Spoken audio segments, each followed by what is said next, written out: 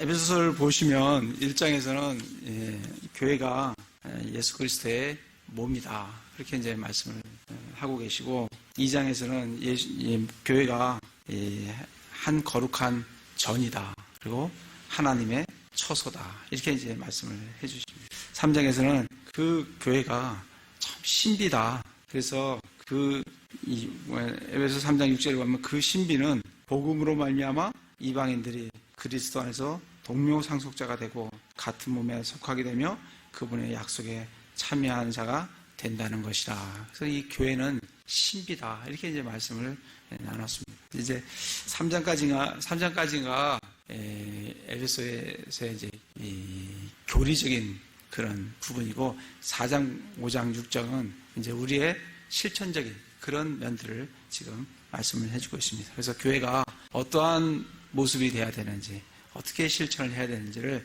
4장, 5장, 6장에서 이제 말씀을 우리에게 주고 계십니다. 4장에 보시면 사도 바울이 이 간청하는 걸 볼 수가 있습니다. 1절에 보면 그러므로 주의 갇힌 자 된 내가 너희에게 간청하노니 너희는 너희를 부르실 때 허락하신 그 부르심에 합당하게 걷고. 지금 사도 바울이 이 에베소 교인들에게 지금 간청하는 그런 장면을 우리가 볼 수가 있습니다. 그래서 1장, 2장, 3장 정말 교회가 이러한 모습이다. 교회가 이런 것이다. 그렇게 말씀을 하신 이후에 이제 사도 바울이 그 교회에게, 그 에베소 교인들에게 너희가 어떻게 해야 되는지, 그 교회의 일원으로서, 그 교회의 지체로서 어떻게 해야 되는지를 말씀을 우리에게 주고 계십니다. 처음에는 너희는 너희를 부르실 때 허락하신 그 부르심에 합당하게 걷고, 우리 보고 합당하게 걸으라는 게 뭐에 맞춰서? 부르심에 따라서. 우리는 어떤 부르심을 받았습니까? 그 4절에 보면 너희를 부르심의 한 소망 안에서 너희가 부르심을 받은 것 같이. 우리는 한 소망 안에서 부르심을 받았어요. 그 소망은 예수 그리스도가 그랬습니다. 예수 그리스도의 그 재림의 소망, 그분에 오실 때 우리가 놀랍게 그분과 동일하게 되는 그 소망 가운데 우리가 부르심을 받았습니다. 그래서 그 부르심에 합당하게 걸으라고. 우리 교회가 되기 이전에 우리 이 사람들은 에베소 2장 1절에 보면 뭐에 따라 걸었어요? 이 세상 행로에 따라서 공중 권세 잡은 자에, 그죠? 그 악한 자들의 속에서 활동하는 영을 따라, 사탄의 영을 따라 걸었다. 그리고 내 육신을 따라 욕망을 채우기 위해서 걸었다. 이렇게 이제 말씀을 해주시는데, 거기서 그 어둠의 왕국에서 우리 빛의 왕국으로 옮겨진 우리 교회는 뭘 따라 걸어야 되냐면 부르심에 합당하게 걸으라고 우리에게 말씀을 해주고 계십니다. 그러면서 2절에 보면 모든 겸손과 온유와 오래 참음으로 사랑 안에서 서로 참아주며 평안의 매는 띠로 성령이 하나 되게 하신 것을 힘써 지키라고, 이거를 지금 사도 바울이 우리에게 간청을 하고 있습니다. 그래서 하나가 되라고, 성령이 하나 되게 하신 것을 힘써 지키라고, 그걸 우리에게 간청을 하고 있어요.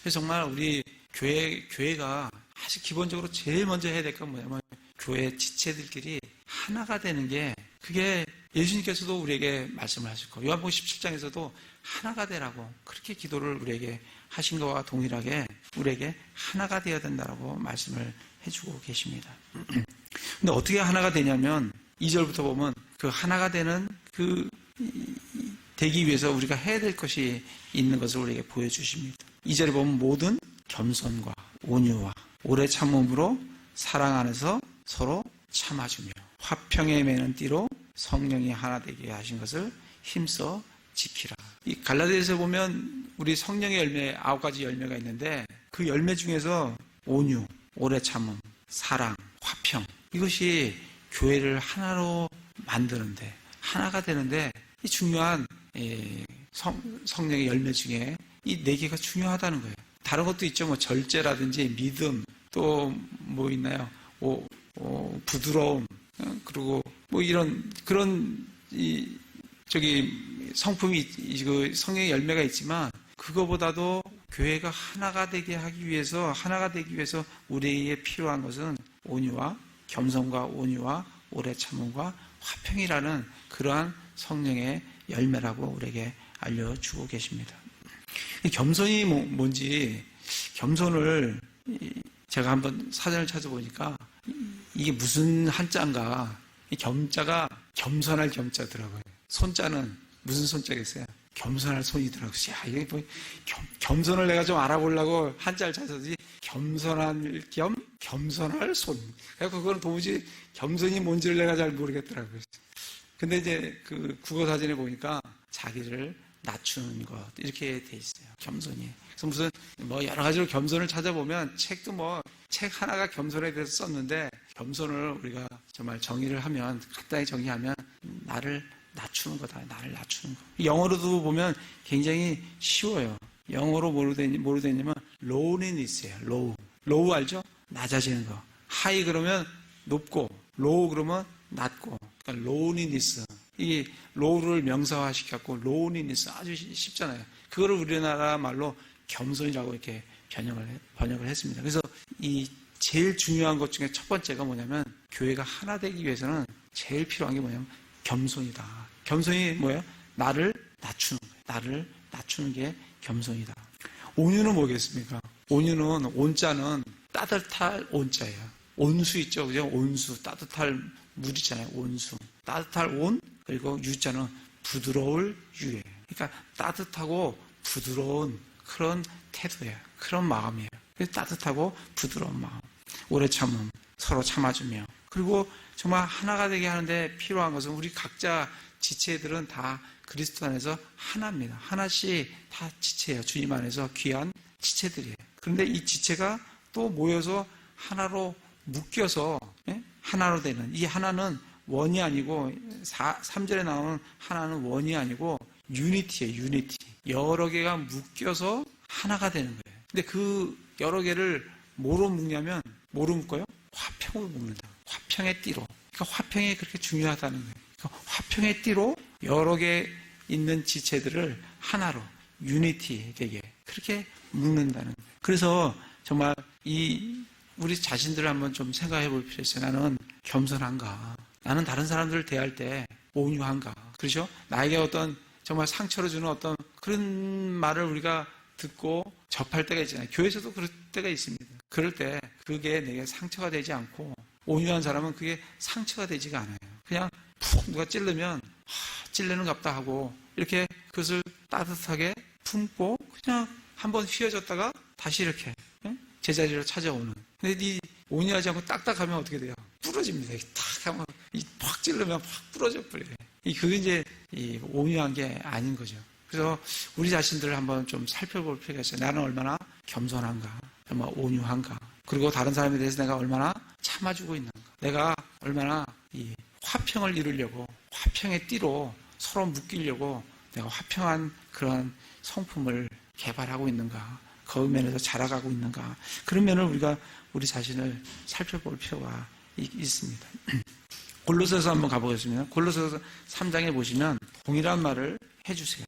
3장 12절에서 15절에 보면 그러므로 너희는 하나님께서 선택하신 자여 거룩하고 사랑받는 자로서 긍휼히 여기는 심정과 긍휼히 여기는 심정이 사랑이 있는 심정이잖아요. 친절과 또 뭐예요? 겸손한 생각과 온유함과 오래 참음을 누가 누구와 다툴 일이 있거든 서로 참고 서로 용서하되 그리스도께서 너희를 용서하신 것 같이 너희도 그리하며 이 모든 것 위에 사랑을 입으라. 사랑은 완전하게 매는 띠니라. 하나님의 화평이 너희 마음속에서 다스리게 하라. 너희도 그 화평에 이르도록 한 몸 안에서 부르심을 받았으니 감사하는 자가 되라. 그래서 에베소서하고 그 말씀이 순서가 이렇게 뭐 좀 바뀌어 있지만은 동일한 말씀이에요. 겸손, 온유, 오래 참음, 화평, 그죠? 그 여기에 이제 하나 우리가 볼 수 있는 것은 모든 것 위에 사랑을 입으라. 사랑은 완전하게 매는 띠니라. 아까는 화평의 띠라 그랬는데 여기서는 사랑의 띠다. 그래서 화평과 사랑의 띠로 우리 교회는 하나로 묶여야 한다. 이렇게 이제 우리에게 말씀을 해주고 계십니다.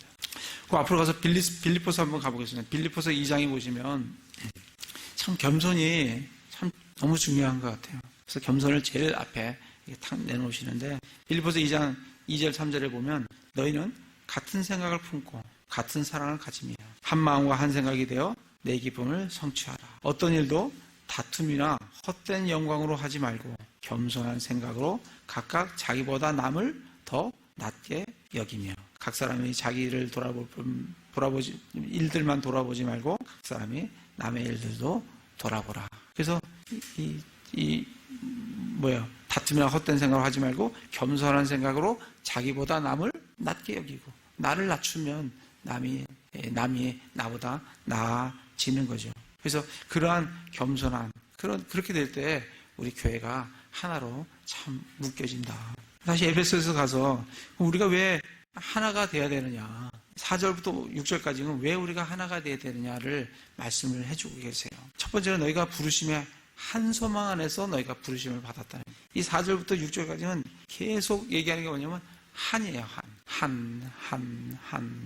그래서 먼저 우리는 한 소망 안에서 예수 그리스도를 소망하는 그 소망 안에서 우리가 부르심을 받았어요. 그리고 우리는 한 몸이에요. 우리는 우리는 성령 침례를 받아 예수 그리스도의 몸 안으로, 예수 그리스도의 그 한 몸 안으로 우리가 들어왔다. 그리고 한 성령이 있어요. 우리는 예수 그리스도를 믿을 때 우리는 동일한 한 성령님을 우리 마음속에 받았어요. 그리고 그 한 성령으로 침례를 받았습니다. 그리고 한 주가 계세요. 주 예수 그리스도 한 주가 우리에게 계신다고. 또 한 믿음이 있어요. 한 믿음은 우리의 믿음이 있지만 우리가 예수님을 믿을 때 우리에게 예수 그리스도의 믿음을, 동일한 예수 그리스도의 믿음을 우리에게 주세요. 같은 믿음을 우리가 갖고 있다는 겁니다. 한 성령이 있죠.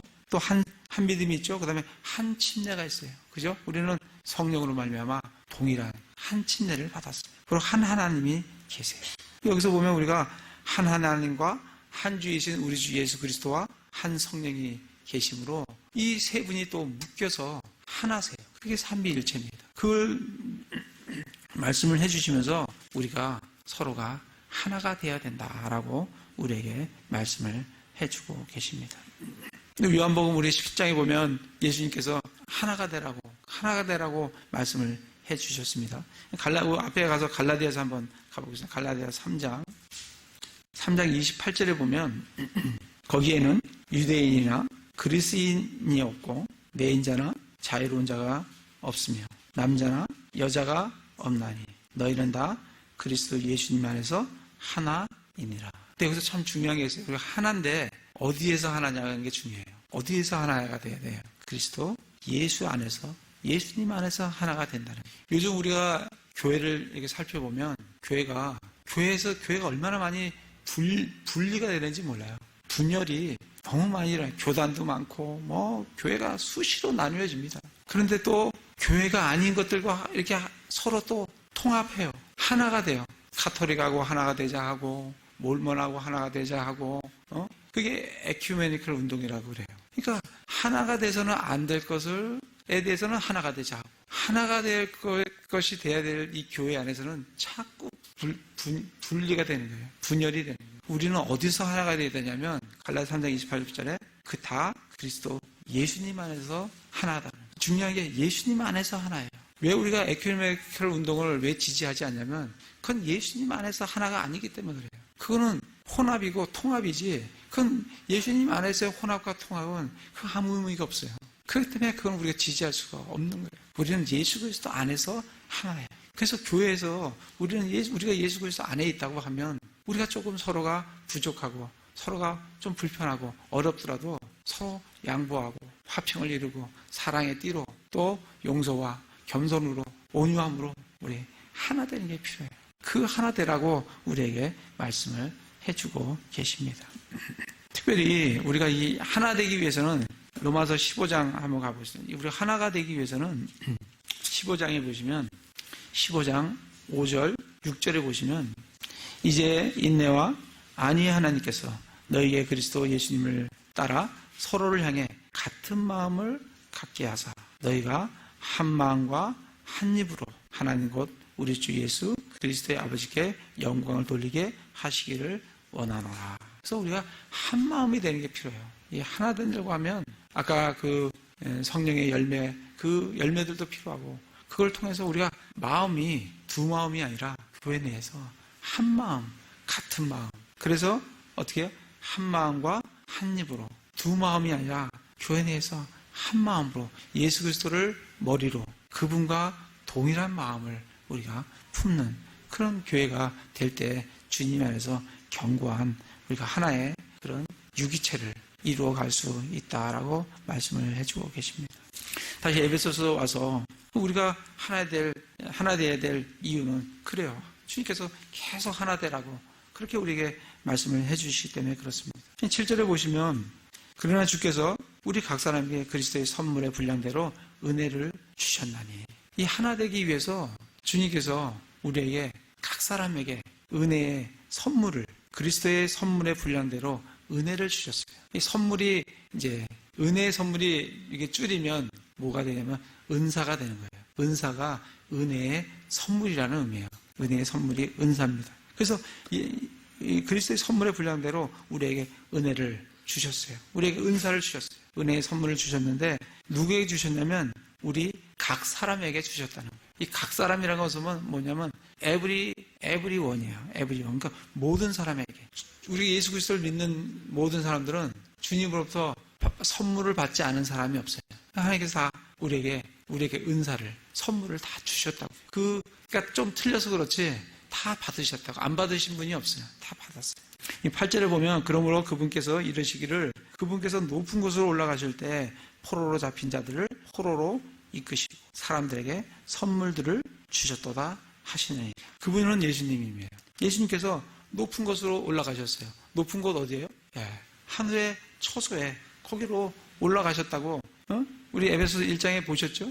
예수님만 올라갈 뿐 아니라 우리도 거기다 같이 그 처소에 우리를 앉혀놨다고 했습니다. 이 높은 곳으로 올라가셨어요. 그리고 포로로 잡힌 자들을 포로로 이끄시고 그들에게 선물을 주셨다는 거예요. 이 포로로 잡힌 자들이 누군가? 그 포로로 잡힌 자들은 이 죽은 혼들에 대해서 말씀을 해주고 계세요. 좀 이따 말씀을 좀 더 살펴보도록 하겠습니다. 그래서 우리가 그럴 뿐만 아니라 9절에 보면 이제 그분께서 올라가셨어요. 그것은 곧 그분께서 또한 먼저 땅에 더 낮은 부로 내려가신 것이 아니면 무엇이냐. 그러니까 예수님은 먼저 어디로 내려가셨어요? 땅에 더 낮은 부분으로 내려가셨고 그 다음에 어떻게 해요? 부활하셨고 그리고 어떻게 했어요? 하늘 더 높은 곳으로 올라가셨다는 거예요. 10절에 보시면 내려가신 그분께서 또한 모든 하늘들보다 훨씬 위로 올라가신 바로 그분이시니 이것은 그분께서 모든 것을 충만하게 하려 하심이라. 예수님께서 죽으심으로 말미암아 땅의 깊은 곳으로 내려가시고 다시 부활하심으로 하늘 높은 곳에 올라가시면서 포로된 자들을 이끌고 올라가셨다는 거예요. 이 말씀이 그 말씀입니다. 그러면 우리가 이 하늘과 그리고 이 땅과 그리고 이 땅 아래 여기에 어떤 인격체들이 있는가를 좀 살펴보도록 하겠습니다. 빌립보서 잠깐 가보시면 빌립보서 2장에 보시면 2장 9절 10절에 보면 그러므로 하나님께서도 그분을 높이 올리시고 모든 이름 위에 있는 이름을 그분에게 주사 하늘에 있는 것들과 땅에 있는 것들과 땅 아래에 있는 것들의 모든 무릎이 예수라는 이름에 굴복하게 하시고 그러니까 성경에서는 인격체가 하늘에도 있고 땅에도 있어요. 그리고 어디에도 있어요? 땅 아래에도 인격체가 있다고 우리에게 말씀을 해주고 계세요. 하늘에는 누가 계세요? 하나님의 왕자가 계세요. 예수 그리스도께서 계십니다. 거기서 우리 구원받은 성도들이 그 혼이 이제 하늘에 올라가 있습니다. 거기에 누가 있어요? 천사들도 있어요. 이 땅에는 누가 있어요? 우리 사람들의 인격체들이 살고 있습니다. 이 땅 아래도 인격체들이 있다라고 누가 있어요? 구원받지 못한 혼들도 있고 타락한 영적인 존재들도 있습니다. 먼저 우리 누가복음 16장을 가보겠습니다. 먼저 예수님이 오시기 전에 이 땅 아래의 모습 그리고 예수님이 땅으로 내려가셨을 때의 땅의 모습 그리고 그 이후의 모습을 좀 나누어서 살펴보도록 하겠습니다. 먼저 누가복음 16장에 보시면 16장 19절부터 보시면 부자와 나사로 얘기가 나와요. 그래서 둘 다 죽어서 22절에 보면 그 거지가 죽어 천사들에 의해 아브라함 품으로 옮겨지고 그 부자도 죽어 묻히게 되었더라. 둘 다 죽었어요. 그죠? 죽어서 한 사람은 거지는 아브라함 품으로 부자는 지옥으로 그렇게 갔어요. 23절에 보면 그가 부자죠.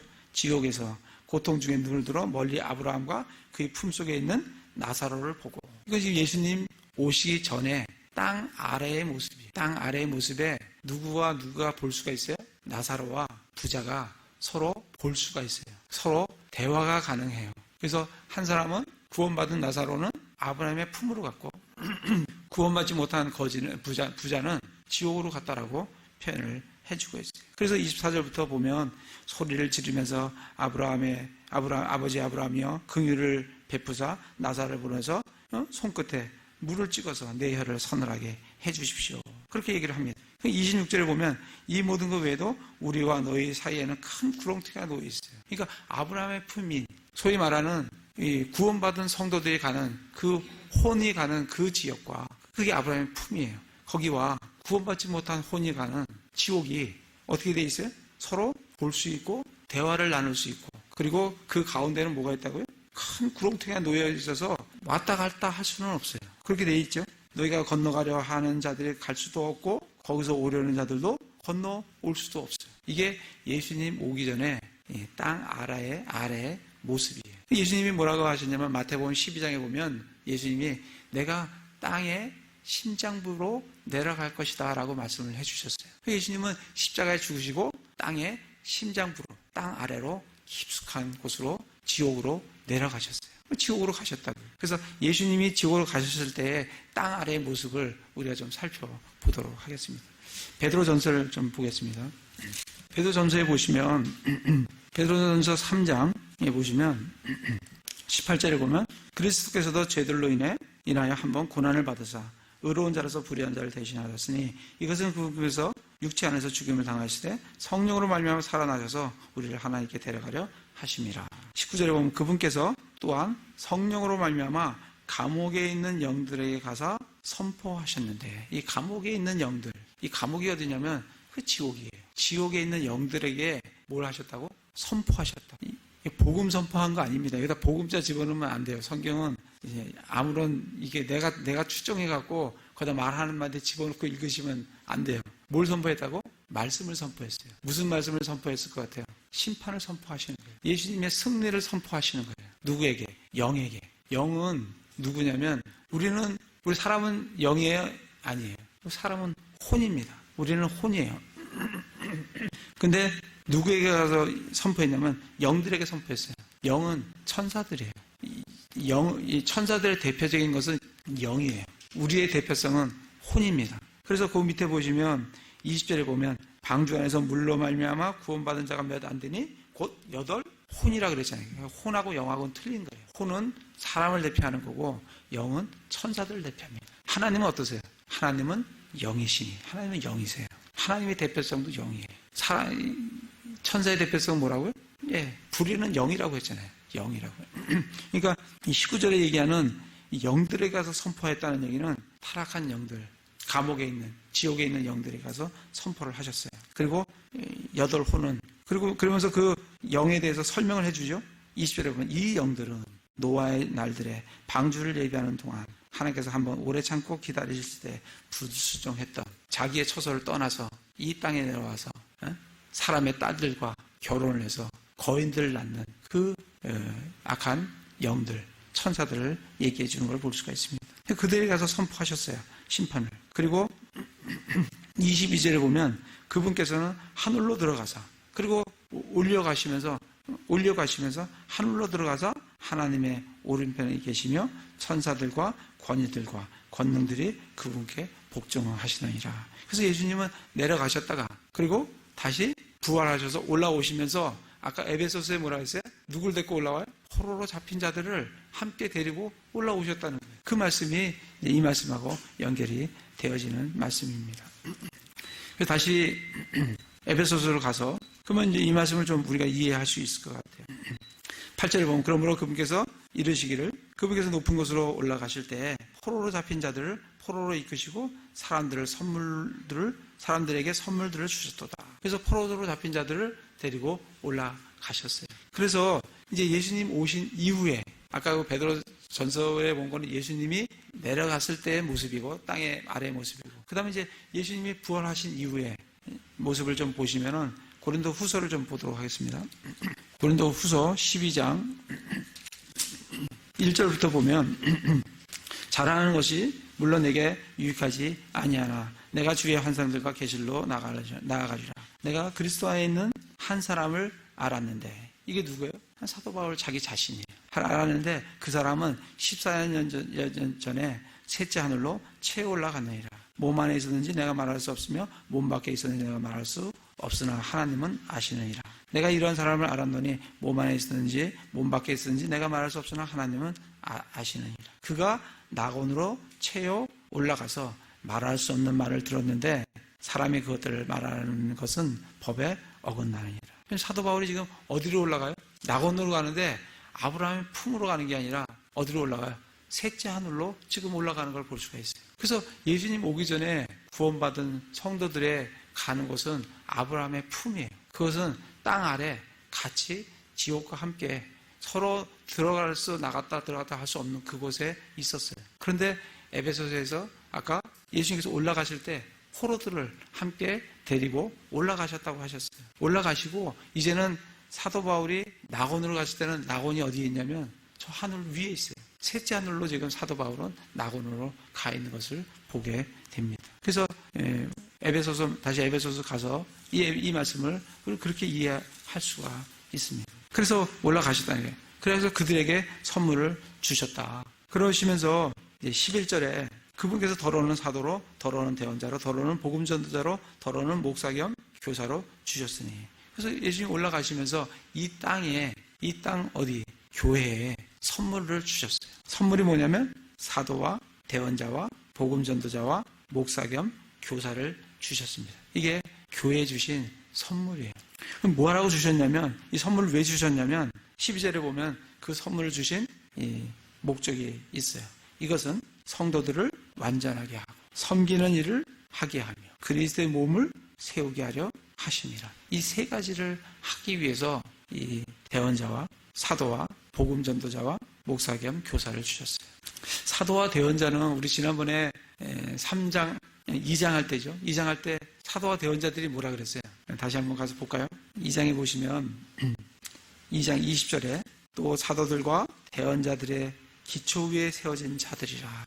사도와 대언자가 뭐라고요? 기초라고요. 예수님은 반석이시고 그 반석 위에 세워진 사도와 대언자들이 기초라고요.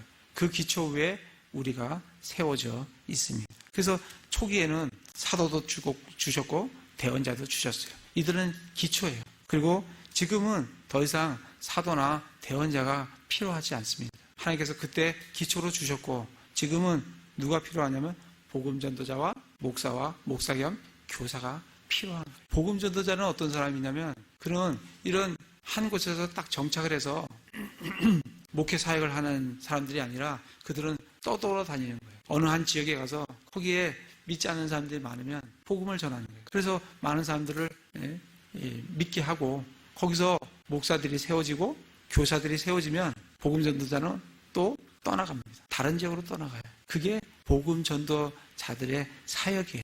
그들이 떠나가면 거긴 누가 이제 맡아서 하냐면 목사 겸 교사들이 그 지역교회를 맡아서 그리스도의 몸을 세워가도록 그렇게 이제 하나님께서 하셨습니다. 그래서 이제 그런 이 선물을 주셨는데 우리 이 선물을 잘 보시면 선물을 주신 거는 사람이에요. 하나님께서 우리에게 선물 주시는데 무슨 선물을 주시냐면 좋은 건물, 교회 선물에 재정이 풍성한 돈을 이런 걸로 선물로 주시는 게 아닙니다. 하나님께서 뭘로 우리에게 선물을 주시냐면 사람을 선물로 주세요. 사도로, 대언자로, 또 누구요?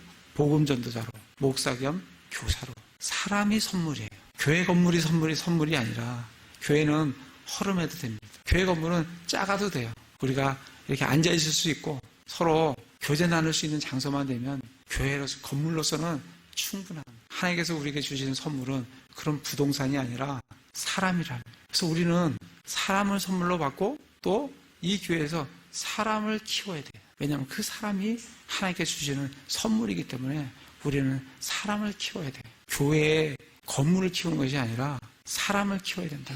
하나님은 사람을 주셨다는 것을 잘 기억을 하시기 바랍니다. 우리 사람이 선물이에요. 사람이 선물이에요. 근데 이 선물을 주셨는데 이 선물을 주신 목적은 12절이라고 그랬죠. 성도들을 완전하게 하고 섬기는 일을 하게 하며 그리스도의 몸을 세우게 하려 하십니다. 우리가 어떻게 완전하게 됩니까? 우리가 어떻게 완전하게 돼요? 우리 이 부족한 우리가 어떻게 하나님 앞에 완전한 사람이 되냐고. 나중에 성경 공부할 때 좀 더 찾아보겠지만 지금 한 구절만 보도록 하겠습니다. 디모데후서, 우리 잘 아시는 말씀이에요. 디모데후서 3장 16절 17절에 보시면 우리 부족한 사람들이 어떻게 완전하게 세워져요. 성경에서는 우리가 완전하게 세워진다라고 말씀을 해주고 계십니다. 뭐라고 말씀하시면 16절에 보면 모든 성경 기록들은 하나님의 영감으로 주신 것으로 교리와 책망과 바로잡음과 의로 교육하기에 유익하니. 이것은, 그죠? 이 성경 말씀은 이렇게 성경 말씀을 통해서 이렇게 교리와 책망과 바로잡음과 의로 교육을 함을 통해서 하나님의 사람이 완전하게 되어 모든 선한 일에 철저히 갖추어지게 하려 함이라. 우리는 어떻게 완전해지냐면 하나님의 말씀을 통해서 그 말씀의 교리를 듣고 그것을 그 교리 바탕 위에 우리의 믿음을 세우고 또 우리가 잘못됐으면 책망을 받고 또 바로 잡게 되고 그래서 올바른 길로 지속해서 교육을 받는 가르침을 받는 걸 통해서 우리가 완전해진다. 그러니까 이 하나님의 말씀이 우리를 완전하게 해주는 중요한 역할을 하는 게 뭐냐면 하나님의 말씀이에요. 그래서 우리 하나님의 말씀을 이렇게 같이 보고 있는 겁니다. 보고 배우고 이걸 우리 삶 속에 적용하고 책망받을 게 있으면 책망받고 또 고칠 게 있으면 고치고 또 그것을 계속해서 지속해서 의로 교육한다고 해서 훈련한다는 거예요. 지속해서 continuously 하게 우리를 계속해서 교육시켜 나가는 거다. 그게 우리를 완전하게 하는 거예요. 그다음 두 번째 다시 에베소서에 와서 완전하게 하고 두 번째는 뭐예요? 섬기는 일을 하게 하며. 그러니까 목회자가 해야 될 게 뭐냐면 첫 번째 하나님 말씀을 잘 먹여야 돼요. 하나님 말씀을 잘 나누어야 돼요. 정확하게 그리고 올바르게 그리고 풍성하게. 왜? 그걸로 우리가 갖춰지기 때문에 완전하게 갖춰지기 때문에. 두 번째는 해야 될 게 뭐냐면 섬기는 일을 하는 거예요. 그죠? 섬기는 일을 하게 한다. 예수님께서 마가복음 10장 45절에 인자에 온 것은 섬김을 받으려 함이 아니라 도리어 섬기려 하고 자기 목숨을 많은 사람에게 대속물로 주려 왔다라고 말씀하셨어요. 너희 중에 누구든지 크고자 하는 자는 너희를 섬기는 자가 되고 너희 중에 누구든지 으뜸이 되고자 하는 자는 너희의 종이 되어야 하리라. 섬김이 우리 특별히 교회 내에서 중요한 것 중에 하나가 뭐냐면 하나님 말씀으로 우리가 잘 갖춰지고 두 번째 우리가 또 잘 배워야 될 것은 섬김이에요. 섬김이에요. 교회는 섬김 받는 곳이 아니라 섬기는 곳이에요. 교회는 섬겨야 돼요. 교회에서 섬기는 것을 배우지 못하면 다른 데 가서도 섬길 수가 없어요. 교회에서 섬김을 배우는 거예요. 우리도 이 작은 교회지만 섬겨야 할 것이 얼마나 많은지 몰라요. 그 여러분들의 섬김을 통해서 이 교회가 지금 이렇게 가고 있는 겁니다. 그렇죠? 이게 우리 현관 들어오면 현관 이렇게 제일 먼저 보시면 우리 현관도 좀 닦아야 돼요. 제가 이렇게 보면 지나가시는 분들이 이 교회가 이런데 좀 먼지가 좀 있어요. 제가 이렇게 보니까 마음에 좀 그런 마음들이 있지 않겠어요? 이 교회는 누가 다니는데 이게 좀 현관이 이렇게 좀 먼지가 그래서 사실 닦은 기억이 별로 없어요. 닦아야 돼요. 또 현관 딱 들어오면 신발장이 있어요. 우리 신발은 내일 갖다 놓지만 신발장에 먼지가 쌓여있다. 누구의 손이 가야 돼. 또 우리 실내화 놓는 그걸 들어보면 거기에 먼지가 가득할 거라고요. 누군가가 청소기로 그걸 빨아내야 돼요. 또 여기 들어오면 우리 식사하고 나면 누군가가 청소해야 돼요. 누군가가 닦아야 돼요. 창문 틀을 한번 보시면 창문 틀에 먼지가 앉아있을 거라고. 누군가가 손이 가야 돼요. 저쪽 방에도 또 화장실은 가만히 있으면 저절로 깨끗해지는 게 아닙니다. 화장실은. 누군가가 닦아야 돼요. 쓸고 닦아야 돼요. 누가 걸레를 빨아야 돼요. 누가 식당에 가면 누군가가 음식을 해야 돼요. 또 음식을 먹은 이후에는 누군가가 설거지를 해야 돼요. 누군가가 그 나머지 부분들을 또 다 처리를 해야 돼요. 그런 것들이 섬김이에요. 그래서 섬김을 누가 하라 마라 그게 아니고 그것을 교회에서 성장하시는 분들은 그것을 볼 수 있는 눈이 있으셔야 돼요. 내가 좀 뭐가 보이는 거예요. 그게 안 보이시면 나는 아직까지 좀 영적으로 좀 어리구나 그렇게 생각하시면 돼요. 어떤 지체에 가시면 그 지체는 가장 리더급인 사람들은 뭘 하냐면 화장실을 청소합니다. 또 뭐예요? 설거지해요. 그렇게 돼 있어요.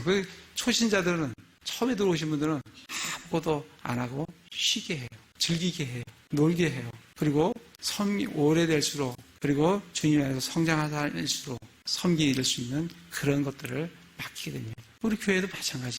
여러분들이 한번 살펴보세요. 이 섬김이 뭐가 들어가야 되냐면 내 수고가 들어가야 돼요. 내 몸에 수고가 들어가야 돼요. 섬김에. 또 내 시간이 들어가야 돼요. 그렇죠? 섬기는데 시간이 안 들어가면 안 되는 거예요. 누군가 섬기려면 자기 시간이 들어가야 돼요. 시간은 다 아까워요. 그렇지만 그 아깝지만 내가 그 시간을 내는 거예요. 또 섬기기 위해서는 재물이 들어가야 돼요. 그런 거 없이 섬길 수 있는 방법은 없어요. 섬기려면 내 몸에, 내 시간에, 그리고 내 재물을 내가 손해본다는 거예요. 그게 섬김입니다. 그거를 교회에서 배우는 거예요. 그래서 그걸 배워야 어떻게 돼요? 사람이 세워지게 되는 거예요. 너희 중에 누구든지 으뜸이 되고자 하는 자는 너희를 섬기는 자가 되고, 너희 중에 누구든지 크고자 하는 자는 너희의 종이 되어야 하리라. 우리 그러한 섬김을 배울 수 있어야 돼요. 그 못 배우면 계속 영적으로 어린 상태에 머물러 있는 거예요. 그걸 좀 보시고 열심히 배우시기 바랍니다. 그것을 위해서 지금 12절에 성도들을 완전하게 하고, 두 번째는 뭐라고요? 섬기는 일을 하게 한다는 거예요. 섬기는 일을 하도록, 그걸 배우도록 그렇게 한다는 거예요. 그 다음에 또 뭘 해요? 그리스도의 몸을 세우게 하려 하십니다. 그래서 예수님 반석 위에 세워놓은 그 교회를, 그걸 통해서 몸을 세워가는 거예요. 이렇게 세워가는 거예요. 그게 목회자들이 해야 될 일이라고 우리에게 말씀을 해주고 계십니다.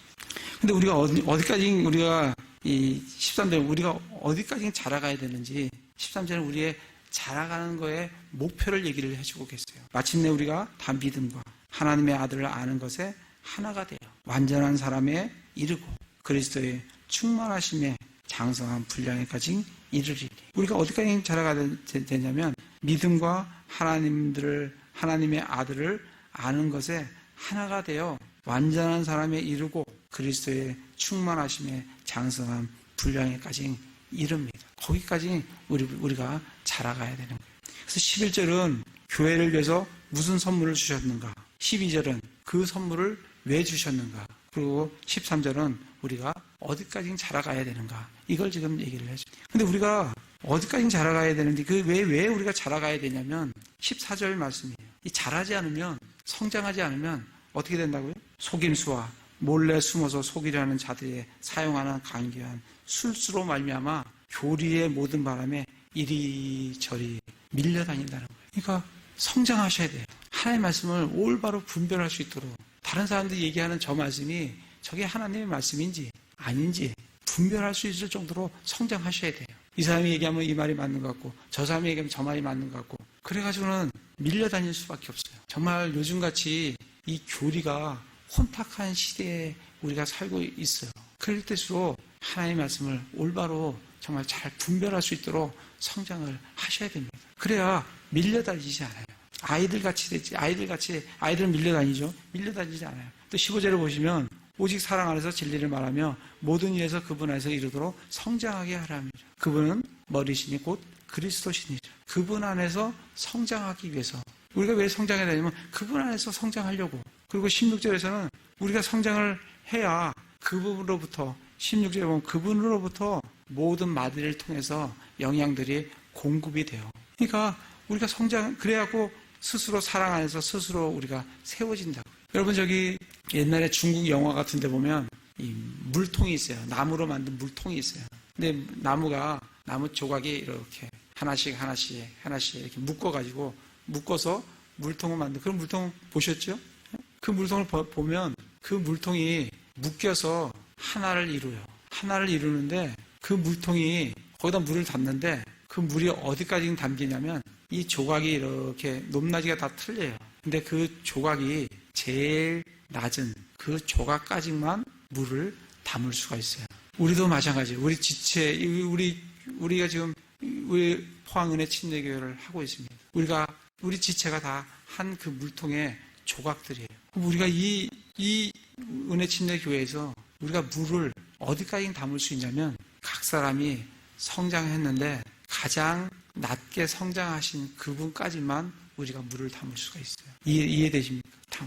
그렇다는 거예요. 그러니까 우리 각자가 다 성장을 하셔야 돼요. 그런데 그 조각에 밑에 이만한 한 사람에게 구멍이 나 있다. 그럼 거기까지밖에 못 담아요. 그래서 구멍 나는 게 없이 우리는 주님 안에서 우리 각자가 다 성장을 하셔야 됩니다. 그래서 골고루 잘 성장하면 모든 사람이 성장한 거기까지 우리가 우리의 물을 담을 수 있는 용량이 된다라고 말씀을 해주고 계십니다. 그래서 정말 우리 각자가 하나씩 이렇게 성장을 하셔야 됩니다.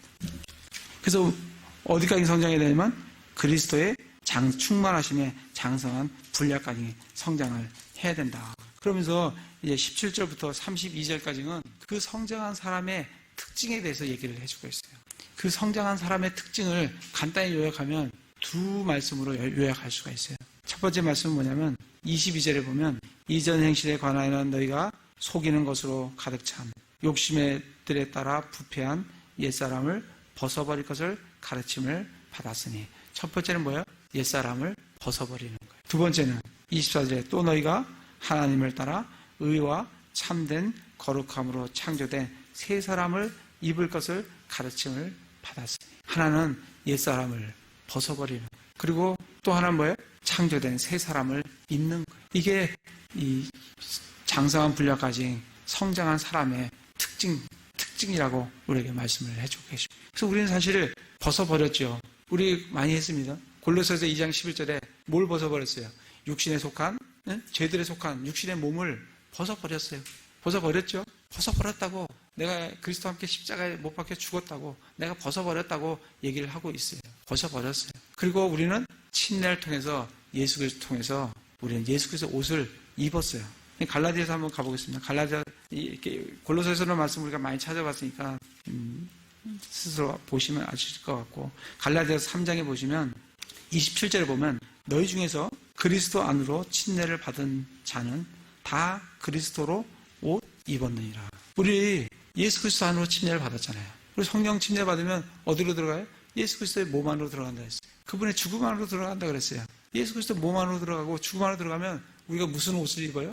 예수 그리스도로 옷을 입는다. 그렇기 때문에 우리가 하나님 앞에 의롭다라고 딱 설 수가 있는 거예요. 우리는 이미 벗어버렸고, 그리고 예수 그리스도 옷을 입었어요. 그럼에도 불구하고 우리가 육신을 가지고 있기 때문에 살아가면서 우리가 육신의 옛 행위들을 그것들로 더럽혀지고 새로운 것으로 입어야 될 필요성이 있기 때문에 지금 에베소서에서는 옛사람을 계속해서 벗어버리고, 그리고 새롭게 창조된 새 사람을 입으라고. 그 사람의 특징은 이 4장에 보면 잘 나와 있어요. 17절부터 32절에 보면 특징이 너무 잘 나와 있어요. 뭘 벗어버려 그런 거예요? 이방인들의 17절에 보면 헛된 생각 속에서 걷는 것 같이 걷지 말고, 그죠? 그 다음에 19절에서는 자기를 세욕에 내주지 말고 탐욕을 내어 모든 부정한 것을 행하지 않도록 하고, 그 다음에 또 22절에 보면 너희가 속이는 것을 가득 찬 욕심을 따라 부패한 그 옛사람을 벗어버려라.